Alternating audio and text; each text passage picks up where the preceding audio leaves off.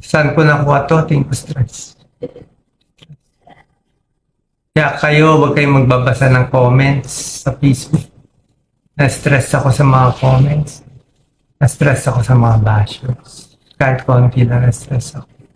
Hi, hi, hi! Tama yan mga kabilas. Ang sabi ni Dr. Willie Ong na huwag kayo magbasa ng comments section.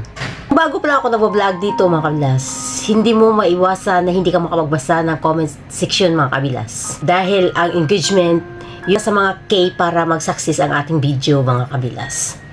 Ngunit habang patagal na patagal ako sa aking pag-vlog, doon ko po na-realize na dapat pala talaga na kapag nag-viral na ang inyong video, wag na po kayo magbasa ng comments. Dahil mai-stress talaga kayo. Hindi po maganda ang dulot ng stress sa atin. Tulad noong bago pa lang ako dito, ang unang content ko mga kabilas, ang aking mga anak. Noong nag-viral ang isang video ko kasama ang aking mga anak mga kabilas, even doon na LDR lang kami. Ginagawa ko, screen record, ipopost, hanggang sa mag-viral ito. Nagkaroon po ako ng isang video na napakaraming basher. At walang ibang binabash kundi ang aking mga anak. Kahit sinasabi ng aking mga anak, mamahayaan mo na sila kasi hindi naman totoo. Kahit sinasabi nila sa akin na huwag mong pansinin, pero hindi po maari na hindi ko pansinin dahil sa nagpa-pop up ang mga notification, so makiklik ko. Sa tuwing nakiklik ko, nababasa ko mga comment section, hindi po kaya ng aking konsensya, ng aking damdamin na mabasa ang pambabasa sa aking mga anak, mga kabilas. Inisip ko talaga, aanhin ko ang dollar na kinikita ko kung ang mga anak ko naman ay nababash dito na hindi naman nila kilala kung ano at sino naman talaga ang mga anak ko, mga kabilas. Dahil yung iba, hindi pinapatapos ang video.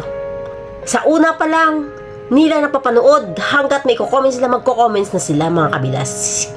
Kaya doon po tayo nagkakaroon ng basher hanggat hindi po napapatapos ang video mga kabilas. Kasi hindi ka makapag-comment ng maganda kapag ang simula lang ang pinanood mo mga kabilas. Kaya dapat mga kabilas, pinapatapos talaga ang video bago mag-comment. Na sa ganun, maka-comment ka talaga ng magandang opinion mga kabilas. So yun mga kabilas, simula nung nabash ang aking mga anak, nag-change na ako ng content. Paiba-iba man ang content ko dito mga kabilas, dahil ganyan talaga kapag bago ka pa lang bilang vlogger.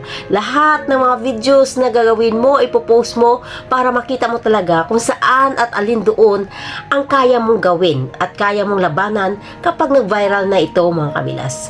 Kaya isa yan sa mga natutunan ko na huwag magbasa ng comment kapag nag-viral na ang video nyo. Maniwala kayo, nakaka-stress. Magkakaroon kayo ng sakit dito.